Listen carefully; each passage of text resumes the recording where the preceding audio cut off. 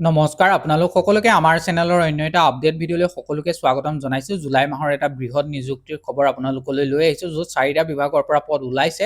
আজি আমি ভিডিঅ'টোতে আলোচনা কৰিম কোন কোন বিভাগৰ পৰা এই পদসমূহ আহিছে, কেনেদৰে আপোনালোকে আবেদন কৰিব লাগিব। ইয়াত আপোনালোকৰ সকলোৰে বাবে পদ থাকিব 8 পাছ, 10 পাছ, 12 পাছ, গ্ৰেজুৱেট, ITI, ডিপ্ল'মা সকলোৰে বাবে এই নটিফিকেশ্যনটোতে আপোনালোকে পদ পাব। সকলোৱে আবেদন কৰিবৰ কাৰণে আপোনালোকে এলিজিবল থাকিব। পদসমূহ আছে, তেনেকুৱা ধৰণৰ পদ আজি এই ভিডিঅ'টোতে আপোনালোকে পাব। আৰু ইয়াত আবেদন ফিজ কোনটোত কিমান হয় গোটেইখিনি কথা মই ডিটেইলছত আপোনালোকক এই ভিডিঅ'টোতে কভাৰ কৰিম। কেনেদৰে আবেদন কৰিব লাগিব গোটেইখিনি প্ৰচিডিউৰ আপোনালোকক ইয়াতে জনাই দিয়া যাব। আপোনালোকে ভিডিঅ'টো কণ্টিনিউ শেষলৈকে চাব। আৰু যিসকলে আমাৰ চেনেলত প্ৰথমবাৰ আহিছে তেওঁলোকে আমাৰ চেনেলটো ছাবস্ক্ৰাইব কৰি ৰাখিব, যাতে এনেকুৱা ধৰণৰ ভিডিঅ'সমূহ আপোনালোকে অতি সহজতে আমাৰ চেনেলৰ জৰিয়তে পাই থাকে। লগতে বিভিন্ন ৰিলেটেড কোৰ্চ ৰিলেটেড ভিডিঅ' মই বনাব লাগে নেকি, গভৰ্ণমেণ্টৰ কিছুমান ফ্ৰী কোৰ্চ আহে যিটোত জব গেৰেণ্টি থাকে, তেনেকুৱা ধৰণৰ ভিডিঅ' যদি বনাব লাগে আপোনালোকে কমেণ্ট কৰি জনাব পাৰে। আৰু যদিহে আপোনালোকে ভিডিঅ'টোত কিবা বুজা নাই তেনেহ'লে আপোনালোকে আমাক কমেণ্ট কৰি সুধিব পাৰে। বলক দেৰি নকৰি আজি আমাৰ ভিডিঅ'টো আৰম্ভ কৰোঁ। আজিৰ যিটো আমাৰ প্ৰথম নটিফিকেশ্যন আহিছে এইটো গুৱাহাটী হাইকোৰ্টৰ ফালৰ পৰা আহিছে। ষ্টেনোগ্ৰাফাৰ গ্ৰেড 2 কাৰণে পোষ্ট আছে, প্ৰাইভেট ছেক্ৰেটাৰীৰ কাৰণে ষ্টেনোগ্ৰাফাৰ গ্ৰেড 1ৰ কাৰণে পোষ্ট আছে, ড্ৰাইভাৰৰ কাৰণে পোষ্ট আছে, মাল্টিটাস্কিং ষ্টাফৰ কাৰণে পোষ্ট থাকিব। টোটেল 40টা পোষ্ট আছে।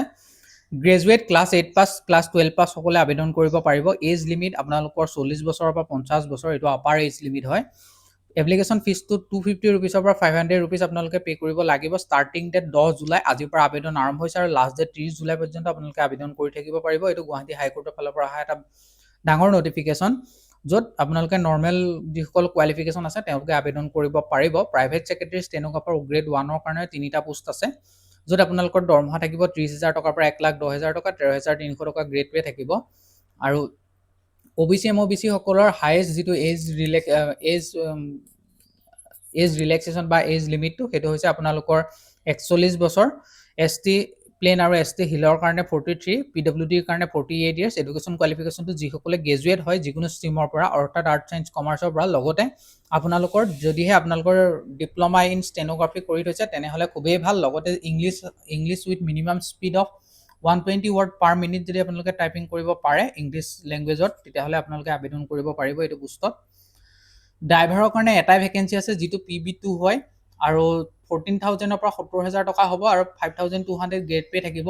এজ লিমিট আপাৰ যিটো আনৰিজাৰ্ভৰ কাৰণে 40 বছৰ, OBC MOBCৰ কাৰণে 43, ST SCৰ কাৰণে 45, PWDৰ কাৰণে 50 থাকিব। এডুকেশ্যন কোৱালিফিকেশ্যনটো যিসকলে ক্লাছ 10 পাছ কৰিছে লগত LMV ড্ৰাইভিং লাইচেঞ্চ আছে তেওঁলোকে আবেদন কৰিব পাৰিব। মাল্টিটাস্কিং ষ্টাফ এটা পোষ্ট আছে, য'ত পে বেণ্ড হ'ল আপোনালোকৰ 1 আৰু 12,000 টকাৰ পৰা আপোনালোকৰ 52,000 থাকিব। গ্ৰেড পে হ'ব 3,900 টকা। এজ লিমিটটো আপাৰ 40,000 টকা, OBC MOBC 43, ST SC 45, PWD 50 years. Education কোৱালিফিকেশ্যনটো আপোনালোকে 8 ষ্টেণ্ডাৰ্ডৰ পৰা যিসকলে 12 পাছ কৰিছে তেওঁলোকে আবেদন কৰিবলৈ এলিজিবল হ'ব।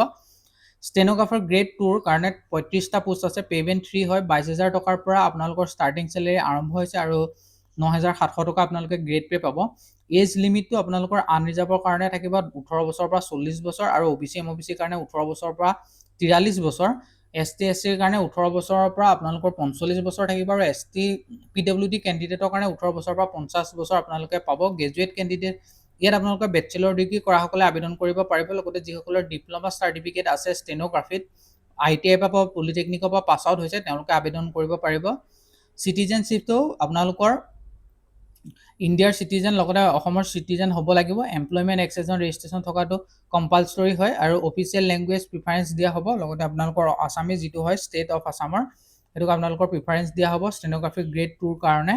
আৰু ইয়াত এপ্লাই ফিজটোৰ ষ্ট্ৰাকচাৰটো যদি চাবলৈ যায়, ST SC প্লেইন হওক হিল হওক 250 টকা, PWD কোনো ধৰণৰ পে'মেণ্ট নালাগে, আনৰিজাৰ্ভ আৰু OBCৰ কাৰণে 500 টকা হয়। আৰু আপোনালোকে অনলাইন মাধ্যমতে আবেদন কৰিব লাগিব। আপোনালোকে যিটো ইয়াৰ আবেদনৰ লিংক সেইটো আপোনালোকে আমাৰ ৱেবছাইটতো পাই যাব, ভিডিঅ'ৰ ডেছক্ৰিপশ্যন বক্সত দিয়া আছে, আপোনালোকে আমাৰ হোৱাটছআপত চেনেলতো পাই যাব। আবেদন 10 জুলাইৰ পৰা আৰম্ভ হৈছে আৰু লাষ্ট ডেট 30 জুলাইলৈকে থাকিব। ইয়াৰ প্ৰত্যেকৰে কাৰণে ষ্টেনৰ কাৰণে ছেপাৰেট নটিফিকেশ্যন ওলাইছে, আপোনালোকৰ প্ৰাইভেট ছেক্ৰেটাৰীৰ কাৰণেও ছেপাৰেট ওলাইছে, ড্ৰাইভাৰৰ ছেপাৰেট ওলাইছে। গোটেইকেইটাৰ নটিফিকেশ্যনটো ছেপাৰেটকৈ ওলাইছে গুৱাহাটী হাইকোৰ্টৰ ফালৰ পৰাই। এতিয়া আগবঢ়াম আমাৰ দ্বিতীয়টো যিটো নটিফিকেশ্যন তাৰ ফাললৈ। আজিৰ যিটো দ্বিতীয়টো নটিফিকেশ্যন আহিছে সেইটো ইণ্ডিয়ান অইল কৰ্প'ৰেশ্যন লিমিটেড চমুকৈ IOCLৰ ফালৰ পৰা আহিছে, যিটো টেকনিচিয়ান এণ্ড ট্ৰেড এপ্ৰেণ্টিছৰ কাৰণে পোষ্ট ওলাইছে, য'ত 3,372টা পোষ্ট আছে। ইয়াত আপোনালোকৰ BA, BSc, BCom, diploma, class 12 পাছ কৰাসকলে আবেদন কৰিব পাৰিব। বয়সৰ সময়সীমা 18 বছৰৰ পৰা 24 বছৰ থাকিব। এপ্লিকেশ্যন ফিজ কোনো ধৰণৰ এপ্লিকেশ্যন ফিজ দিব নালাগে। আৰু ইয়াত আবেদন কোনোবাটোত আপোনালোকৰ 29 জুনৰ পৰা আৰম্ভ হৈ গৈছে আৰু কোনোবাটোত আপোনালোকৰ 8 জুলাইৰ পৰা আৰম্ভ হৈছে আৰু লাষ্ট ডেটো ঠিক তেনেদৰে দুটা নটিফিকেশ্যনৰ বেলেগ বেলেগ হয়। তো আপোনালোকক মই জনাম কোনটো গীতাত আপোনালোকৰ কোন তাৰিখে আবেদনৰ অন্তিম তাৰিখ হয়। টোটেল ভেকেঞ্চি আছিলে 372টা। বঙাইগাঁও ৰিফাইনেৰীত 144টা পোষ্ট আছে, গুৱাহাটী ৰিফাইনেৰীত 102টা, ডিগবৈ ৰিফাইনেৰীত 126টা আছে আৰু আপোনালোকৰ মান্থলি যিটো চেলেৰি হ'ব, এইটো চেলেৰি বুলি নকয়, এইটো ষ্টাইফেণ্ড হ'ব। এইটো এজ পাৰ আপোনালোকৰ এপেণ্ডিচিপছ এক্ট মতে তেওঁলোকে পে'মেণ্ট কৰিব আৰু ইয়াত তেওঁলোকে মেনশ্যন ডাইৰেক্টলি কৰা নাই কিমানটো হ'ব। তো এটা ডিচেণ্ট এমাউণ্টে হয়, আপোনাৰ 15,000 to 20,000 টকাৰ ভিতৰত আপোনালোকৰ পে'মেণ্ট হ'ব, মই যদি ক'বলৈ যাওঁ।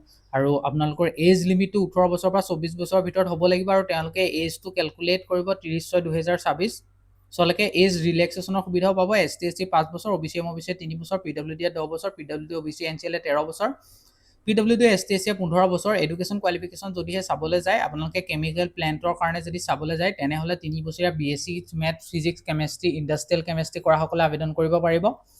বইলাৰৰ কাৰণে যদি চাবলৈ যায়, মেকানিকেলৰ যিটো 3 বছৰীয়া BSc চেম বিচাৰিছে, ফিজিক্স, কেমেষ্ট্ৰি, ইণ্ডাষ্ট্ৰিয়েল কেমেষ্ট্ৰি কৰা। ফিটাৰ ট্ৰেডৰ কাৰণে 2 বছৰীয়া যিসকলে মেট্ৰিক পাছ কৰি ITI কৰিছে তেওঁলোকে আবেদন কৰিব পাৰিব। কেমিকেল 3 বছৰীয়া যিসকলে ইঞ্জিনিয়াৰিং কৰিছে পলিটেকনিকত হওক তেওঁলোকে আবেদন কৰিব পাৰিব। আৰু যিসকলে মেকানিকেলৰ কাৰণে আবেদন কৰিম বুলি ভাবিছে তেওঁলোকে 3 বছৰীয়া ডিপ্ল'মা ইন মেকানিকেল ইঞ্জিনিয়াৰিং কৰা হ'ব লাগিব। ইনষ্ট্ৰুমেণ্টেশ্যনৰ কাৰণেও 3 বছৰীয়া ডিপ্ল'মা বিচাৰিছে আৰু আপোনালোকৰ ইলেক্ট্ৰিকেলৰ কাৰণেও 3 বছৰীয়া ডিপ্ল'মাই বিচাৰিছে। ট্ৰেড এপ্ৰেণ্টিছ যিসমূহ আপোনালোকৰ আছে সেইবোৰৰ কাৰণে আপোনালোকে 3 বছৰীয়া BA, BSc, BCom কৰা হ'ব লাগিব।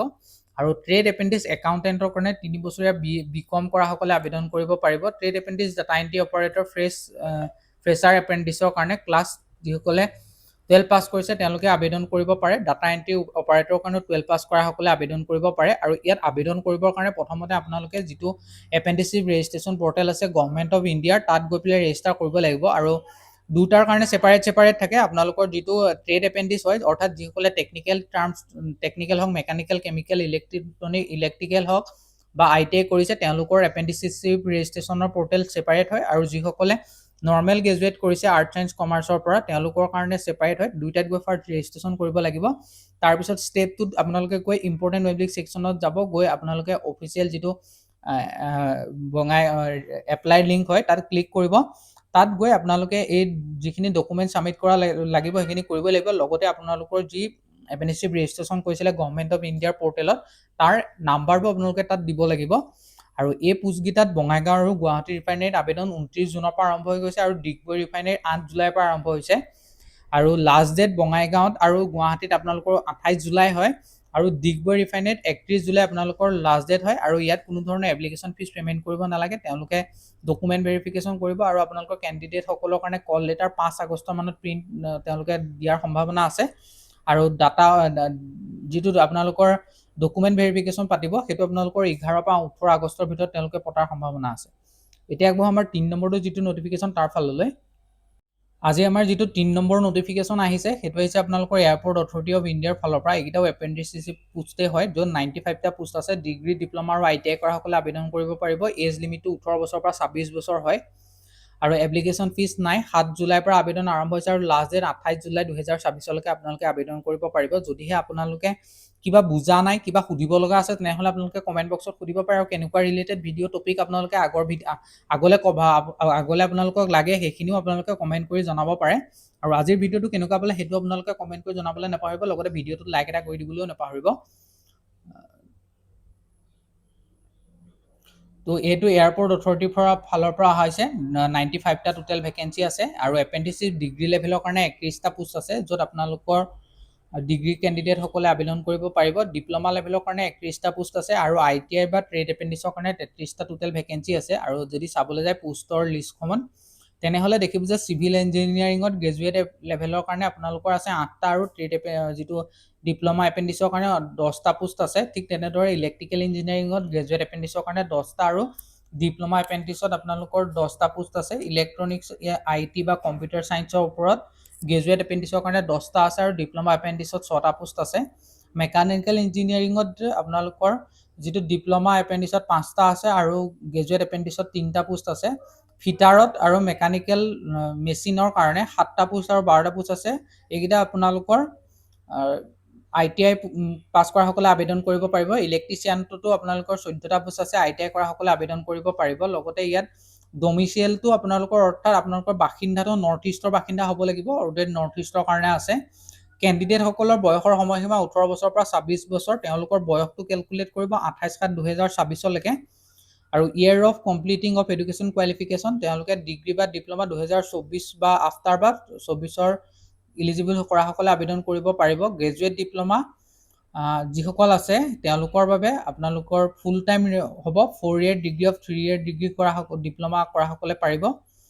আৰু ইয়াত আবেদন কৰিবলৈ সেইদৰে আপোনালোকে গভৰ্ণমেণ্ট অফ ইণ্ডিয়াৰ যিটো আপোনালোকৰ এপেণ্ডিচিভ ৰেজিষ্ট্ৰেশ্যন আছে পৰ্টেলত গৈ আপোনালোকে কৰিব লাগিব, আৰু লগতে আপোনালোকৰ ID তাত ছাবমিট কৰিব লাগিব।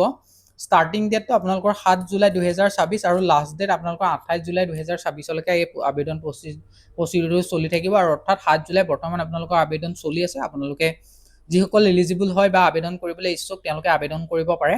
আৰু আপোনালোকে আমাৰ হোৱাটছআপ চেনেলটোত জইন হৈ থাকক, তাতো মই লেটেষ্ট আপডেটখিনি শ্বেয়াৰ কৰি থাকোঁ। এতিয়া আগবঢ়ো আমাৰ আজিৰ যিটো অন্তিম অৰ্থাৎ 4 নম্বৰ যিটো নটিফিকেশ্যন তাৰ ফাললৈ। এইটো হৈছে আপোনালোকৰ বেংকিং ছেক্টৰৰ পৰা অহা এটা ভেকেঞ্চি হয়, য'ত ইণ্ডিয়ান অভাৰচিজ বেংকৰ ফালৰ পৰা আহিছে 750টা। ইয়াত আপোনালোকৰ ষ্টাইফেণ্ড বেচিছত হ'ব। যদিহে মেট্ৰ' চিটিত হয় তেনেহ'লে 15,500 টকা হ'ব, আৰবেনত হ'লে 14,500 হ'ব, ছেমি আৰবেন বা ৰুৰেলত হ'লে 14,000 টকা হ'ব। আৰু আপোনালোকৰ ইয়াত অসমৰ কাৰণে টোটেল 4টা ভেকেঞ্চি আছে, আৰু আপোনালোকে বাকী ষ্টেটতো আবেদন কৰিব পাৰে যদিহে আপোনালোকে সেই ষ্টেটৰ অফিচিয়েল লোকেল লেংগুৱেজটো জানে। ৰিডিং ৰাইটিং স্পিকিং কৰিব পাৰে তেনেহ'লে আপোনালোকে আবেদন কৰিব পাৰিব। এজ লিমিটটো ST SC 5 বছৰ, OBC কাৰণে 3 বছৰ থাকিব, PWD সকলৰ বাবে 10 বছৰ, আৰু ডিউৰেশ্যন অফ ট্ৰেইনিংটো 1 year হয়।